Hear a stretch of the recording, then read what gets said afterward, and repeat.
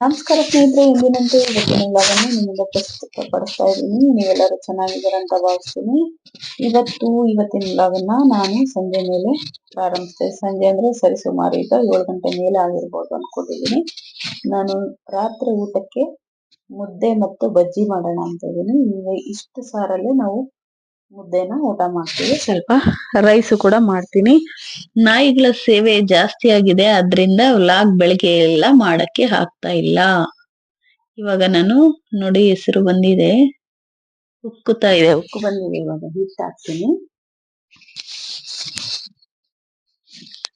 ನಮ್ ಕಡೆ ಮುದ್ದೆ ಹೆಸರು ಅಂತಾನು ಹೇಳ್ತಾರೆ, ಅದಕ್ಕೆ ನಾನು ಹೆಸರು ಬಂದಿದೆ ಅಂತ ಹೇಳಿ. ನಮ್ ದೊಡ್ಡವರು ಏನ್ ಹೇಳ್ತಾರೋ ಅದನ್ನೇ ನಾವು ಫಾಲೋ ಮಾಡೋದಲ್ವಾ, ಅದಕ್ಕೋಸ್ಕರ ನಾನು ಆ ರೀತಿ ಹೇಳ್ತಾ ಇದ್ದೀನಿ. ನೋಡಿ ಆಲ್ಮೋಸ್ಟ್ ಹಿಟ್ಟು ಹಾಕಾಯ್ತು, ಚೆನ್ನಾಗಿ ಬಂದಿದೆ. ರೆಡಿ ಆಯ್ತು. ಇವಾಗ ಬೋಂಡ ಮಾಡ್ತಾ ಇದ್ದೀನಿ. ಮೊದಲಿಗೆ ಮೈದಾ ಹಿಟ್ಟು 2 ಕಪ್ ಅಷ್ಟು, 1 ಕಪ್ ಅಷ್ಟು ಅಕ್ಕಿ ಹಿಟ್ಟು. ಇದು ಡಿಫ್ರೆಂಟ್ ಆಗಿರೋಂತ ಬೋಂಡ.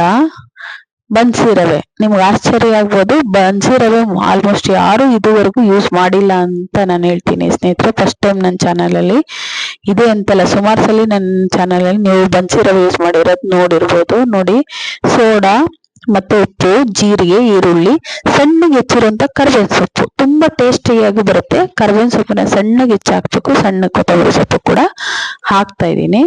ತುಂಬಾ ಇನ್ನೂ ಇದಕ್ಕೆ ಸಬ್ಬಕ್ಕಿ ಮೆಂತ್ಯ ಇದ್ರೆ ಹಾಕಿದ್ರು ಇನ್ನೂ ತುಂಬಾ ಚೆನ್ನಾಗಿರುತ್ತೆ ಸ್ನೇಹಿತರೆ. ಸಾಮಾನ್ಯವಾಗಿ ಈ ಸೊಪ್ಪುಗಳು ಇದೆಲ್ಲ ಹಾಕಿ ಎಲ್ಲರೂ ಮಾಡ್ತಾರೆ, ಬಟ್ ಇದು ಡಿಫ್ರೆಂಟ್ ಆಗಿರೋ ಬೋಂಡ, ಇದುವರೆಗೂ ಯಾರು ಮಾಡಿಲ್ಲ ಅಂತ ನಾನು ಹೇಳ್ತೀನಿ. ಯಾಕೆಂದ್ರೆ ಬನ್ಸಿ ರವೆ ಸಾಮಾನ್ಯವಾಗಿ ಬಜ್ಜಿ ಬೋಂಡಾಗ ಯಾರು ಹಾಕಲ್ಲ, ಬ್ರೆಡ್ ಕ್ರಮ್ಸ್ ಹಾಕ್ತಾರೆ. ನೋಡಿ ಫೈನಲಿ ಎಲ್ಲ ಕಲ್ಸಾಯ್ತು. ಈಗ ಖಾರ ಬೇಕಲ್ವಾ, ಖಾರಕ್ಕೆ ಒಂಚೂರು ಖಾರ ಪುಡಿ ಹಾಕೊಳ್ತಾ ಇದ್ದೀನಿ. ಹಸಿಮೆಣಸಿನಕಾಯಿ ಹಾಕೋಬಹುದು, ಆದ್ರೆ ನನ್ನ ಮಗಳಿಗೆ ಬಾಯಿ ಸಿಕ್ಕರೆ ಅವಳು ತಿನ್ನೋದಿಲ್ಲ, ಅದಕ್ಕೋಸ್ಕರ. ಇದಾದ್ರೆ ಸ್ವಲ್ಪ ಎಲ್ಲ ಮಿಂಗಲ್, ಅದ್ರೊಳಗೆ ಎಲ್ಲ ಮಿಕ್ಸ್ ಆಗಿರುತ್ತಲ್ಲ, ಗೊತ್ತಾಗೋದಿಲ್ಲ ಅಂದ್ಬಿಟ್ಟು ನಾನು ಕೆಲವೊಂದ್ಸಲ ಮೆಣಸಿನ ಪುಡಿನೂ ಹಾಕ್ತೀನಿ, ಮೇಲ್ ಹಾಕ್ತೀನಿ. ಎಲ್ಲ ಮೇಲ್ ಹಾಕೋದ್ರಿಂದ ಅದು, ಆಮೇಲೆ ಮೆಣಸು ಜೀರಿಗೆನ ಸ್ವಲ್ಪ ಬಿಸಿ ಮಾಡಿ ಪುಡಿ ಮಾಡಿ ಕೊಡ್ತೀನಿ. ಚಿಕ್ಕ ಮೆಣಸಿನಕಾಯಿ ಬರುತ್ತೆ, ಅದು ಮಾಡಿದಾಗ ಆ ರೀತಿ ಮಾಡ್ತೀನಿ. ಇಲ್ಲ ಈ ಎಲ್ಲಾ ಬೋಂಡಗಳಿಗೂ ಕೂಡ ನೋಡಿ ಈ ತರ ಡಿಫ್ರೆಂಟ್ ಆಗಿರೋ ಬೋಂಡ, ಏನ್ ಹೇಳ್ತೀರಾ, ಬೋಂಡ ಅಂತೀರಾ ಅಥವಾ ಬಜ್ಜಿ ಅಂದ್ರೆ ಬಿಡಿ ಮೆಣಸಿನ್ಕಾಯಿ, ಕೆಲವು ಕಡೆ ಒಂದೊಂದ್ ತರ ಕರೀತಾರೆ. ನಾನೀಗ ಬೋಂಡ ಅಂತಾನೆ ಹೇಳ್ತೀನಿ. ಇವಾಗ ಡಿಫ್ರೆಂಟ್ ಆಗಿರೋ ಬೋಂಡ ಅದು. ಸ್ನೇಹಿತರೆ, ಬನ್ಸಿ ರವೆ ಹಾಕಿ 1 ನಿಮಿಷ,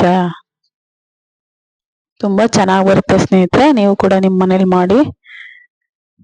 ಇಷ್ಟ ಕೊನೆಯಲ್ಲಿ ಎಲ್ಲ ಫಿನಿಶ್ ಆಯ್ತು, ಬ್ಯೂಟಿಫುಲ್ ಆಗಿ ಬಂದಿದೆ. ತೋರಿಸ್ತೀನಿ ನಾನು ಆಮೇಲೆ ನಿಮ್ಗೆ. ಇವಾಗ ನಮ್ಮ ಪುಟಾಣಿ, ನನ್ನ ಇನ್ನೆರಡು ಚಿಕ್ಕ ಮಕ್ಕಳು ಬಂದಿದ್ದಾವೆ ನಮ್ಮ ಮನೆಗೆ, ಅತಿಥಿಗಳು. ನೋಡಿ ಇವಾಗ ಹೇಗೆ ಆಡ್ತವೆ ಅಂತ. ಹೊಟ್ಟೆ ಎಷ್ಟ್ಬಿಟ್ಟಿದೆ ಚಳಿಗೆ, ನಮ್ಗೆ ಎಷ್ಟು ಹೊಟ್ಟೆ ಹಸಿವು ಆಗುತ್ತೆ. ಅವಕ್ಕೂ ಕೂಡ ಸಂಜೆ ಕೂಡ ಹಾಕಿದ್ದೀನಿ. ಸುಮಾರು 3 ರಿಂದ 4 ಅಥವಾ 5 ಟೈಮ್ ಹಾಕ್ಬೇಕಂತೆ. ನಾನು ಸ್ವಲ್ಪ ಕ್ವಾಂಟಿಟಿ ಕರೆಕ್ಟಾಗಿ ಹಾಕ್ತೀನಿ, ಒಂಚೂರು ಜಾಸ್ತಿನೇ ಹಾಕಿರ್ತೀನಿ ಅಲ್ವಾ, ಅದಕ್ಕೋಸ್ಕರ ಒಂದು 3 ರಿಂದ 4 ಟೈಮ್ ಹಾಕಿರ್ತೀನಿ. ಅದಕ್ಕೆ ಆದ್ರೂ ಹೊಟ್ಟೆ ಹಸಿವು, ಗಾಳಿ ತಣ್ಣಗಿರುತ್ತಲ್ಲ. ನೋಡಿ ಹೇಗೆ ಆಡ್ತಾ ಇದೆ ನೋಡಿ. ಅದು ನೋಡಿ ಎಷ್ಟು ಬುದ್ಧಿ ಮರಿ, ಅದ್ ಮಾತ್ರ ಯಾವಾಗ್ಲೂ ಸೂಕ್ಷ್ಮವಾಗಿರುತ್ತೆ. ತುಂಬಾ ಚೂಟಿಯಾಗಿದೆ, ಆದ್ರೆ ಯಾವಾಗ ಹೇಗಿರ್ಬೇಕು ಅನ್ನೋದು ತುಂಬಾ ಚೆನ್ನಾಗಿ ಅದಕ್ಕೆ ಗೊತ್ತು. ಸುಮ್ನೆ ಸೈಲೆಂಟ್ ಆಗಿ ಇದ್ಬಿಡುತ್ತೆ, ತರಲೆ ಮಾಡೋದು ಬೇಡ ಅಂದ್ಬಿಟ್ಟು. ತುಂಬಾ ಸುಡ್ತಾ ಇದೆ, ಬಿಸಿ ಬಿಸಿ ಅನ್ನ ಇನ್ನ ಈಗ ತಾನೇ ಕಿವುಚಿ, ಅದಕ್ಕೆ ಹಾಲೆಲ್ಲ ಹಾಕಿ ಕಲಸಿ ತಂದಿದ್ದೀನಿ. ಪೆಡಿಗ್ರಿ ಹಾಕಿದ್ವಿ ಮೊನ್ನೆ 1 ದಿನ, ಅವಾಗಿತ್ತಂತೂ ತುಂಬಾ ಖುಷಿ, ಬಾಲ ಅಲ್ಲಾಡ್ಸ್ಕೊಂಡು ಚೆನ್ನಾಗಿ ತಿಂದು, ಒಂದಾಗ್ಲೂ ಬಿಟ್ಟಿಲ್ಲ. ಇವಾಗ ಅದೇ ಡೈಲಿ ಅಭ್ಯಾಸ ಆದ್ರೆ ತುಂಬಾ ಆಮೇಲೆ ನಾನ್ ವೆಜ್ ಅದೆಲ್ಲ ಮಾಡ್ತವೆ ಅಂದ್ಬಿಟ್ಟು ಬೇಡ ಅಂತ ಹಾಲು ಅನ್ನನೇ ಹಾಕ್ತಾ ಇದ್ವಿ. ಇದು ಹಾಲು ಕುಡಿಯೋ ಮರಿನೇ ನಾವು ತಗೊಂಡ್ ಬಂದಿತ್ತು, ಆದ್ರಿಂದ ಈಗ ಹಾಲು ಅನ್ನನೇ ಸದ್ಯಕ್ಕೆ ಇರ್ಲಿ, ಅಪರೂಪಕ್ಕೆ ವಾರಕ್ಕೊಂದ್ಸಲ 2 ಸಲ ಪೆಡಿಗ್ರಿ ಹಾಕೋಣ ಅಂದ್ಬಿಟ್ಟು. ನೋಡಿ ಹೇಗ್ ತರಲೆ ಮಾಡ್ತಾ ಇದೆ ನೋಡಿ. ನೋಡಿ ಯಾವ ರೀತಿ ಬಿಡ್ತಾನೆ ಇಲ್ಲ, ನನಗೆ ಆ ಕಡೆ ಈ ಕಡೆ ಹೋಗಕ್ಕೆ ಬಿಡ್ತಾ ಇಲ್ಲ. ನಮ್ಮ ಮನೆಯವರು ಮೇಲೆ ಹೋಗಿ ಹಾಕಿ ಅಂದ್ರು. ಇವಾಗ ಇಲ್ಲಿ ಬಂದಿದೀವಿ, ಸ್ವಲ್ಪ ಕತ್ಲಿದೆ, ಇಲ್ಲಿ ಬೆಳಕಿಲ್ಲ, ಅದಕ್ಕೆ ಎಲ್ಲ ಕವರ್ ಮಾಡಿ ಗೂಡನ್ನ ಟ್ಯಾಂಕ್ ಕೆಳಗೆ ಜಾಗ ಇರುತ್ತೆ ಅಲ್ವಾ, ಸ್ಪೇಸ್ ಅಲ್ಲಿ ಹೊಲಿಗೆ ಎಲ್ಲ ಹಾಕಿ ಮೇಲೆ ಯಾವುದೇ ರೀತಿ ನೀರು ಬರ್ಲಿಲ್ಲ ಮಾಡಿದೀನಿ. ಬಟ್ ಅವಲ್ಲಿ ಇರಲ್ಲ, ಇರ್ತವೋ ಇಲ್ಲೋ ಗೊತ್ತಿಲ್ಲ, ನೋಡೋಣ. ಗಲೀಜ್ ಮಾಡ್ತವೆ ಪದೇ ಪದೇ ಅಂದ್ಬಿಟ್ಟು ಅಲ್ಲಿ ಬಿಡಿ ಅಂದ್ರು ನಮ್ಮ ಮನೆಯವರು. ನೋಡ್ಬೇಕು ಈಗ ಈಗ ಹೇಗೆ ಊಟ ಮಾಡ್ತವೆ ಈ ಬೆಳಕಿಲ್ಲ. ಇವಾಗ ನೋಡಿ ಯಾವ ರೀತಿ ತಿಂತಾ ಇದೆ. ತುಂಬಾ ಹಶ್ವಾಗಿದೆ ಅನ್ಸುತ್ತೆ, ಫಾಸ್ಟ್ ಆಗಿ ತಿಂತಾ ಇದಾವೆ.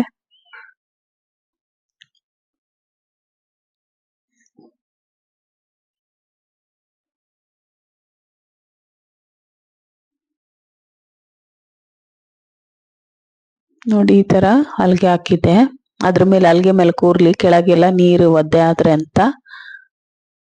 ಇಲ್ಲಿ ಇರ್ತಾವಿಲ್ಲ ಗೊತ್ತಿಲ್ಲ. ತುಂಬಾ ಏನಾದ್ರು ಅಳದು ಮಾಡೋದು ಮಾಡಿದ್ರೆ ಮತ್ತೆ ತಗೊಂಡೋಗಿ ಕೆಳಗಡೆನೆ ಗೂಡಲ್ಲಿ ಬೆಚ್ಚಗೆ ಕೆಳಗೊಂದು ಮ್ಯಾಟ್ ಹಾಕಿದೀನಿ. ಮತ್ತೆ ಅಲ್ಲಿ ಗಾಳಿನೂ ಬೀಸಲ್ಲ ಜಾಸ್ತಿ. ಮತ್ತೆ ಬೆಡ್ಶೀಟ್ ಇದೆ, ಅದನ್ನು ಹಾಕಿರ್ತೀನಿ. ನೋಡಿ ಫೈನಲಿ ಈಗ ಎಲ್ಲ ಆಯ್ತು. ಕೈ ಎಲ್ಲ ತೊಳ್ಕೊಂಡು ಕಾಲೆಲ್ಲ ತೊಳ್ಕೊಂಡು ಬಂದು ಈಗ ಇದು ಬೋಂಡ ಹೇಗಿದೆ ನೋಡಿ, ಈ ತರ ಕಾಣಿಸುತ್ತೆ. ಆ ರವೆ ಹಾಕಿರ್ತೀವಲ್ಲ ಅದು ನೋಡಿ ಈ ರೀತಿ ಬ್ಯೂಟಿಫುಲ್ ಆಗಿ ಕಾಣಿಸುತ್ತೆ. ಮೊಸರಲ್ಲಿ ಎತ್ಕೊಂಡು ತಿಂತಾ ಇದ್ದೀನಿ. ತುಂಬಾ ಚೆನ್ನಾಗಿರುತ್ತೆ. ದಹಿ ವಡ ಅಂತಾರಲ್ವಾ, ಅದಕ್ಕಿನ್ನ ಸೂಪರ್ ಆಗಿರುತ್ತೆ ಇದು.